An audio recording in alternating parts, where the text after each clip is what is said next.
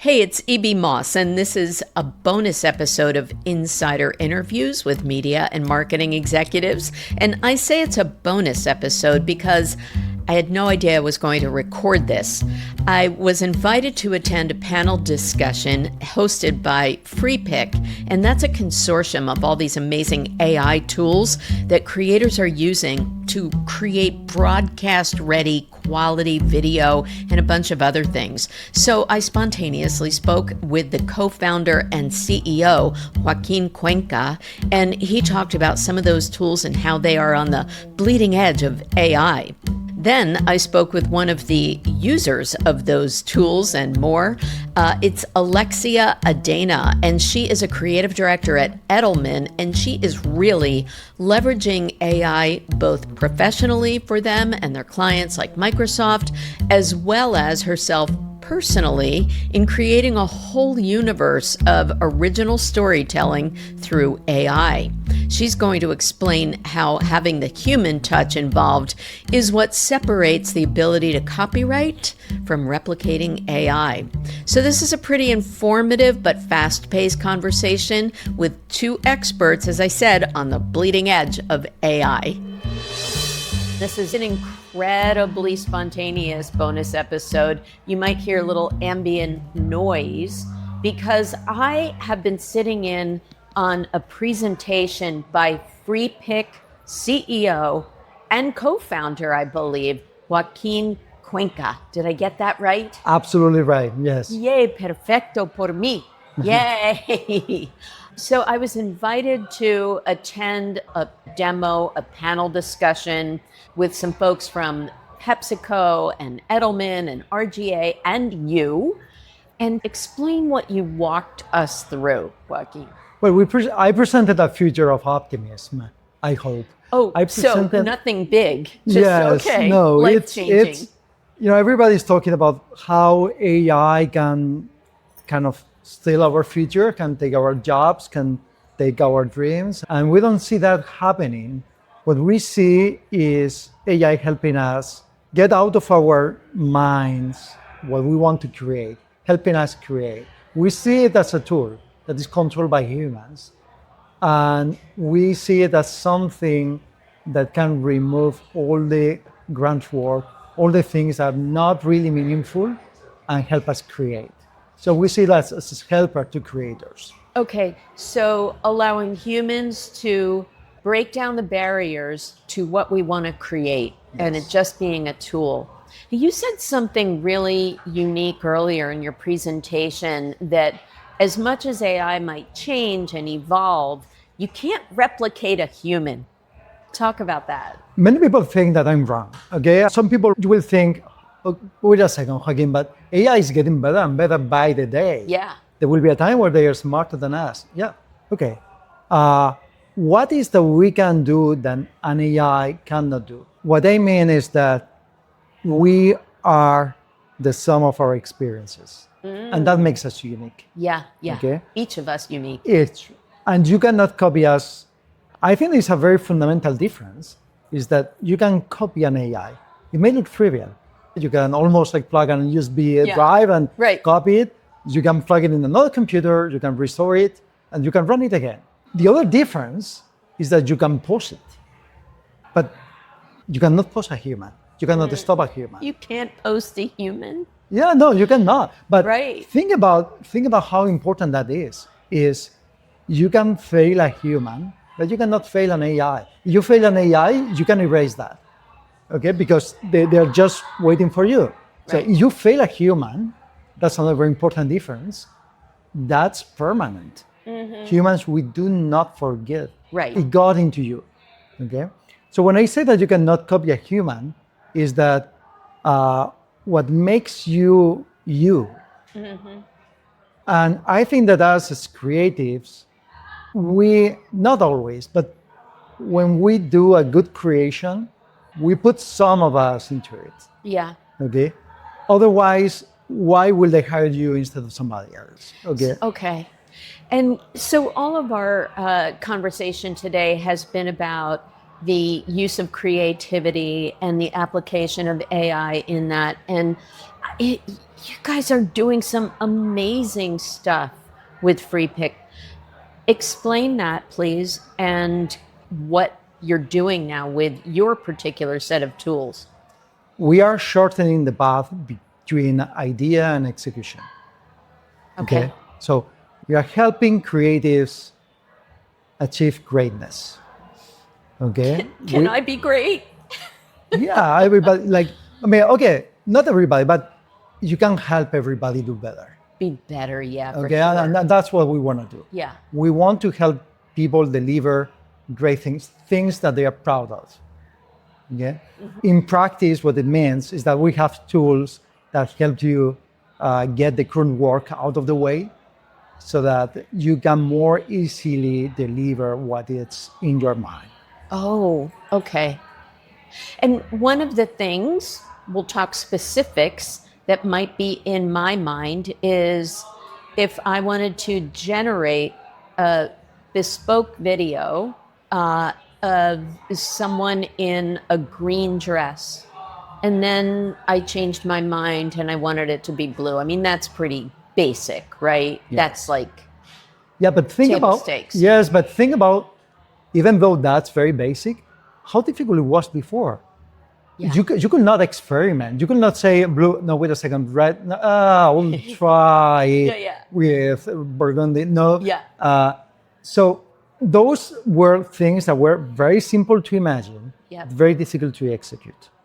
When we collapse that process and you can get into a feedback loop where it takes seconds to see your idea, you can think of a new one, and then you can start raising the bar. You can say, no, I'm not gonna be happy with something that kind of works. I really want to nail it, and now you have the tools to nail it. And so you have been raising the bar. Tell us some of the cool bells and whistles that you've since enabled. Well, we can talk from experience. Like our own company uses our tool to deliver our marketing messages. Okay. It used to take us a couple of weeks to launch a marketing campaign, to announce a new feature, and now it takes 3 hours. Oof. Okay. In our company, our creatives have full freedom to use our tools, even if it's for personal projects.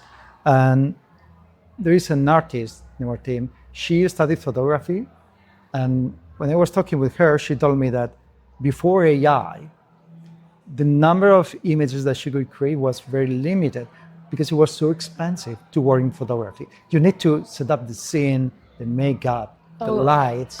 The gear is so expensive.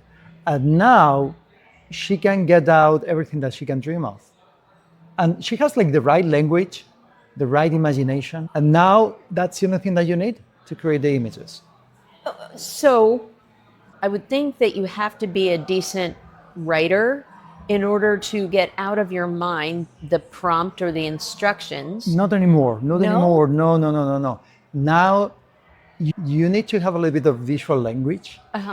Okay. And that's something that can be very easily trained. The more visual styles that you know about, that you know how to describe, the more controllable AI becomes.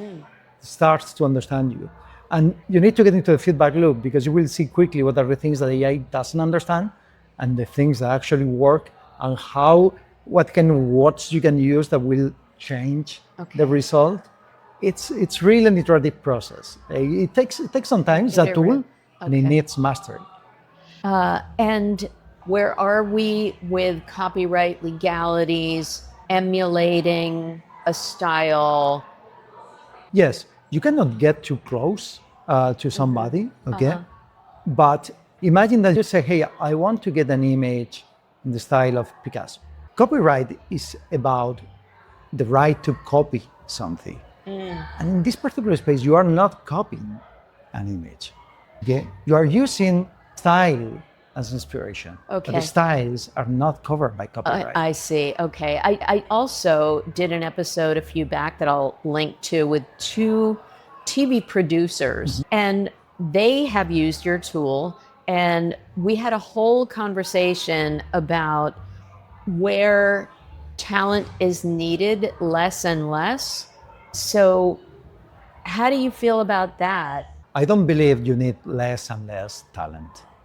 I think we are getting the same reaction that when we started to have cameras. So with the first cameras, people thought that you didn't need to be talented anymore. Yeah. Because it was so difficult to make an image before, and now it's so easy. But actually, what is important is not how to get the image, but it's about deciding which image is important, is meaningful to people. Okay, so making photos became an art in itself. It's choosing something that is meaningful that you want to put in front of the camera. Okay, and yeah, it actually liberated painting, because painting was becoming more and more photorealistic. It was going in a certain direction just to show skill instead of intention. And the cameras actually liberated painting. It went in another direction. Okay. And I think AI is kind of doing that. AI will help us do certain kind of images. Yeah. And I think it will also help us liberate a little bit photography so that it doesn't need to do like the super complex stuff. Yeah. And it does what it's so good at, which is showing things that are happening in the world. Okay. I think you need skill and you need talent to get meaningful images out of AI. I think that's a great point. So video did not kill the radio star necessarily. It just morphed it into a different form of media or content. Where are we, though, with watermarking and identifying versus, covering up the truth? Yeah, I have a controversial view there. Okay. It's I don't believe in watermarking AI-generated assets. I think it's kind of hopeless, and I think it doesn't fix. I think you're sadly probably right. Hopeless is the word. Yes. The horse is out of the barn. But I think it doesn't solve the fundamental issue.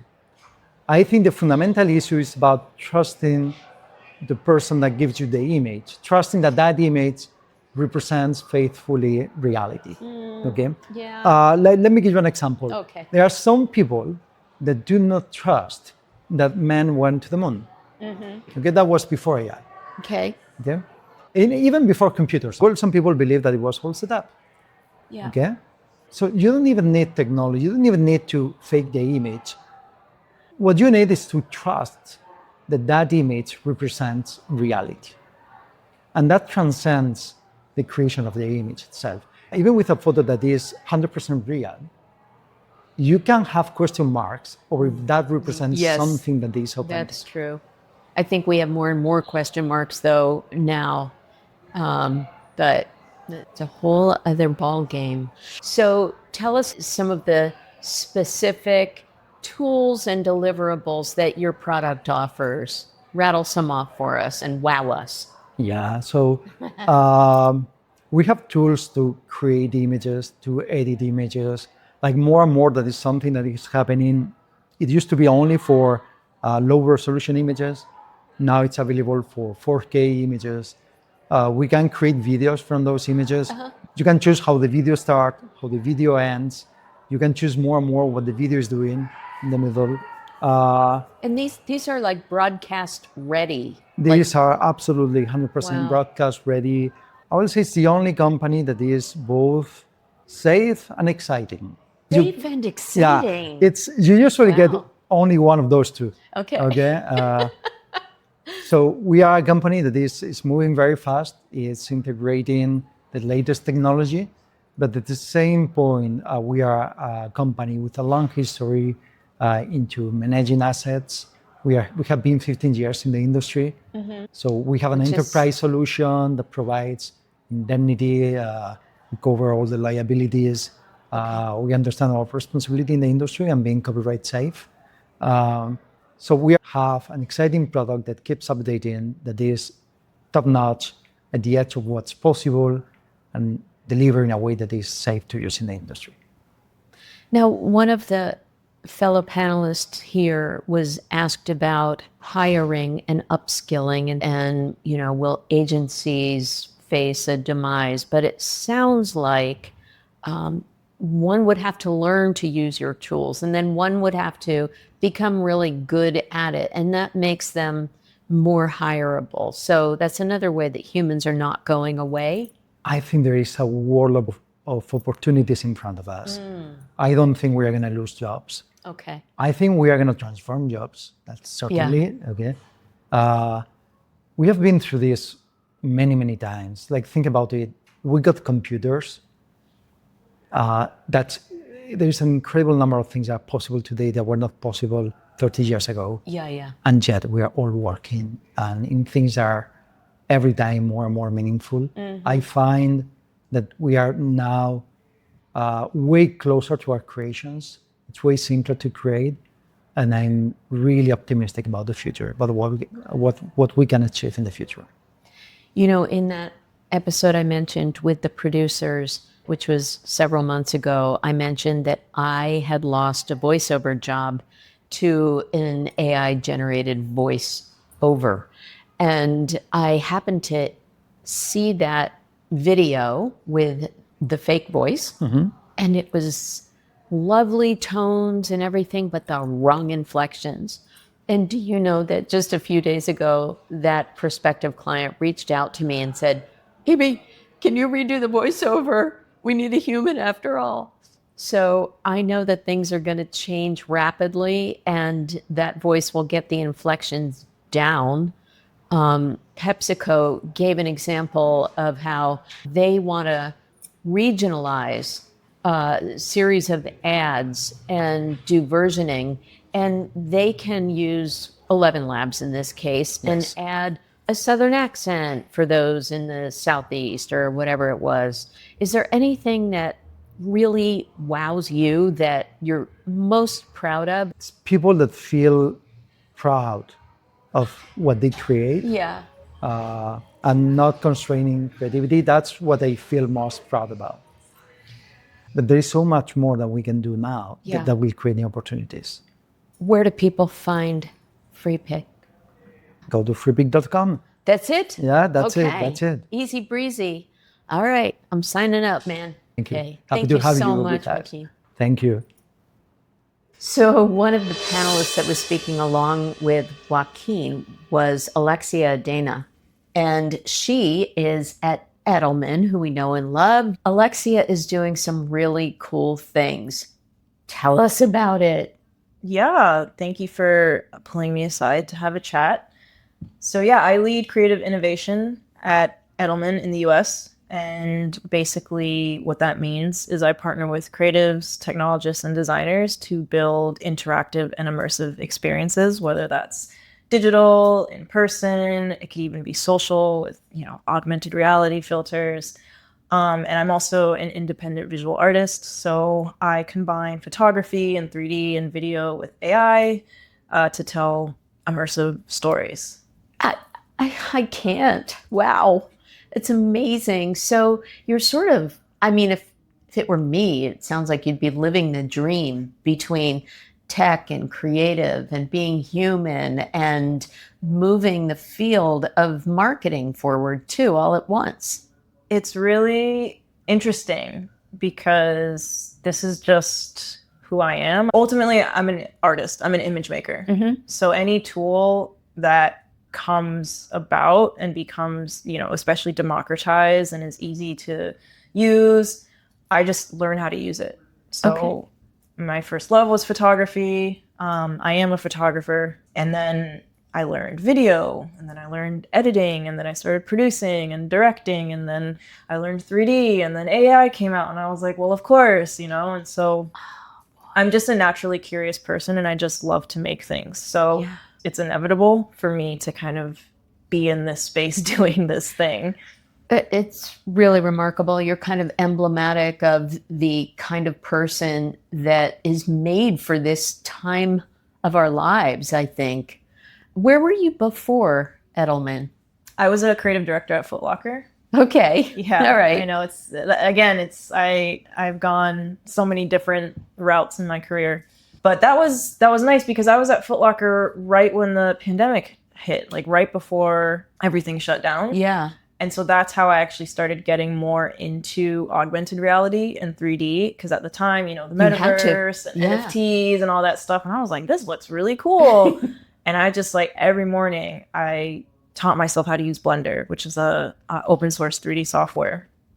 And it was super fun. And I was actually trying to get Footlocker to get on this whole metaverse thing, not necessarily to follow the trends, but to get educated in how engaging with the consumer in a digital space is evolving. Mm-hmm. So let's talk to vendors, let's experiment, let's, do some demos in Decentraland, like let's understand what's going on here. Because our biggest vendor, Nike, they invested in Artifact, which is an augmented reality garment digital startup, right? So that was really fun. Like experimenting. And we did AR stuff. Mm-hmm. But in terms of just like moving at the speed of culture, I felt like I needed to go somewhere that was investing more in experimentation. And so, that's how I got to Edelman. What was the first project you worked on at Edelman? Oh my gosh, that was 3.5 years ago. The first major AI client project, which I can't say the client. Okay. But it was right when GPT came out, like the API came out. And so everybody was like, what's this AI thing? Yeah. And so it was a finance solutions company. And they wanted to create an experience where they could provide information to their small business clients in a way that felt more interesting than like a white paper. Okay. So essentially what we did was we did a study with our DXI department. What's a DXI? So DXI is the data powerhouse of Edelman. Okay. They have their own AI powered tools. DXI it's been around for a while. They're incredible. And so we crafted a survey to identify, what are small business owners' pain points, struggling, what's going well, what do they think that they need? And then we used that to help fuel this custom website where small business owners would answer a series of questions. And AI, in addition to traditional decision tree mechanics, would then personalize a plan based on their responses to help them kind of tackle the next year. I see. Okay, so really practical, but using AI both as an information and a planning source and sort of an intellectual approach to things. So that was 3-something years ago. That was like 3 years ago. And now let's fast forward to the coolest thing that you just finished working on, which you might not be able to name names either, but things have like exponentially changed, right? What are you able to do? Well, right now in my world, even outside of AI, I'm really excited by interactive, immersive experiences. Mm-hmm. That's really the future. Mm-hmm. And we're in this digital world of AI, but in person, interactive experiences, that industry is booming and it's only going to continue to get huge. AI will be a part of that. It'll be a part of certain activations and experiences where you can see yourself change in real time and all of those things. But I can marry an avatar. You can marry an avatar okay. if that's, your vibe. Might be my only option, but anyway, that's another podcast. No. Yeah, that's another episode. But we just did this really cool experiential build for Microsoft. Okay. So they're one of my biggest clients. And essentially, we recreated a Microsoft office like that was 70s inspired with a bunch of memorabilia, old TV, old, phones. And we got these Altair 8800s. And we basically created a custom build with modern monitors in vintage casing. And we created a coding activity. Okay. So it was really designed for developers. And you had to go in and you had to solve things. And it looked like you were in terminal. And there was Easter eggs. So if you solved this one activity, a rotary phone would ring and you pick it up. And it's like someone at Microsoft talking to you. And then the TV turns on and it's an old ad, with Bill Gates. Yeah. And it was all very intricately designed. And it was at their Build 2025 conference. Oh. This is IRL. Of course, Microsoft's biggest product right now is Copilot. And what they really wanted to do was engage developers in a way to kind of feel that a love for Microsoft. Another Microsoft activation we did, they launched their Copilot Plus PC laptop, the Surface computers. So it was their first computer that had Copilot in the operating system. Mm-hmm. So, and I do love my Copilot, I have to say. Well, there you go. And so this was a big deal for them. And so they wanted to launch it for creators. Okay. So our brief was a social launch, but they loved our thinking so much that it turned into an in-person experience. Wow. So basically what I had suggested was, let's take the coolest feature for a creator in this computer, which is the new Paint app. So you could actually draw whatever you want in the canvas and then use AI to like stylize that in whatever style that you wanted with Dolly. So you could give it like a painting style or a line art style or an oil painting style. And so the whole campaign was Impossible Dream. So you could sketch something and you can turn it into this impossible dream. And we created like a whole art direction around it with images floating in these like golden framed images in against a background with like dreamy pink clouds, which was leading into their co-pilot art direction. And so I brought on a vendor that uses touch designers. So it was like a real-time experience. So if you're a creator, you make your little drawing, you save it, it automatically goes through the cloud to these large digital screens where now the previous image is replaced with yours. So in real time, you get to see your creation floating on these digital screens. So of course, AI there is creating the magic and the experience of, turning their doodle into something new. But then on the creative tech side, we're creating a custom cloud infrastructure. We're using software, touch designer to be able to connect the art direction and the creative direction to this in-person, like immersive experience. So for me, it's not just AI. It's like, how are we combining AI with other technical tools? Yes. To create something that is truly engaging and personalized and just more interesting than, just like an AI image. Go whole Megillah.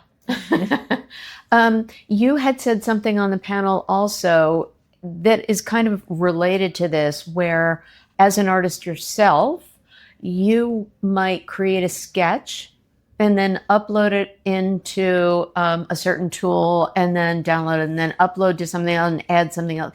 Can you say it better than I just reframed? So I'm building an interactive immersive universe called BloomChild. And it's a story. That's for a client or for you? For me as an artist. So I originally created the trailer with Sora. I'm an open AI alpha artist. So we had early access to the tools and they allowed us to create whatever we wanted. And I imagined up this world where nature and tech kind of coexist. And this child is born from soil and it has the ability to bloom, but it's like misunderstood by its peers. And it has this kind of coming of age story of learning to love itself and embrace itself. Yeah, and it's really a story of self-acceptance and, inner child healing. And so that's what the universe is about now. It's evolved into this storytelling universe that's all about healing and self-acceptance and growth. So I went through the process of creating one of the characters, the kind of main protagonist from the original trailer. And the thing right now in the world of copyright with AI is you have to show human authorship. So if you're creating a story or a film that's 100% generated AI, you can't copyright that, you can't trademark that. There's not enough authorship.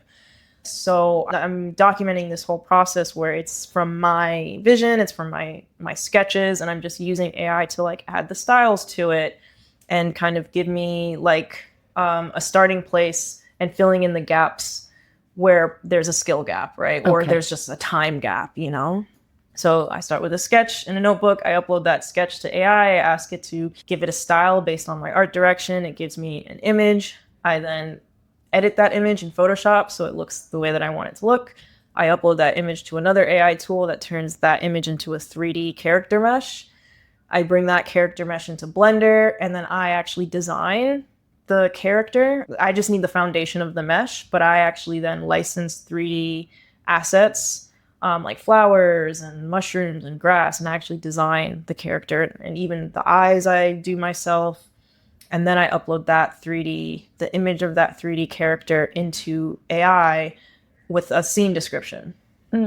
So I say, this is the description of the character, and they're running in a field. And it takes the reference of my 3D model and puts it in a new image where the character's running, and now there's a field behind it. So it's my character, but AI has now put it into a field. That is fascinating. So you have provenance, almost like Bitcoin, where you know what the origins were. Yeah. Oh, how cool! Yeah, and it's all documented. So So I use Milanote for my storyboard tool, and I'm writing about this on Substack, on YouTube. Like I'm like documenting the whole thing. So when it comes to talking to the lawyers about copyright, it's like it's all here. Like Good for every you. prompt, everything. That's a there. fascinating lesson in and of itself right there. Yeah. Wow, cool. Okay. And the other topic that you guys talked about, are humans going away, or are you proof that the origin story has to come from being a human? I mean, nobody can tell the future, really. But I do think human-generated art is always going to be special and valuable. We're in the before times. Nobody really knows what's going to happen, but Right. A human-created piece of artwork can't be replicated just by definition, because we're humans. Like you can put a robot in a human-looking body, but it's still a robot. Yeah. Oh, Alexia, thank you so much for your really spontaneous time and brilliance. Where can people find you or your art right now? Yeah, I post a lot of my artwork on Instagram. I'm at Alexia Adana everywhere. I'm really active on YouTube, Instagram, and Substack. Okay, follow Moss Hysteria on Substack, and I'll do the same back at you. Thank you so much. Thank you. So to wrap it up, just a little reminder, I can help you launch a good podcast, market yours, or host yours.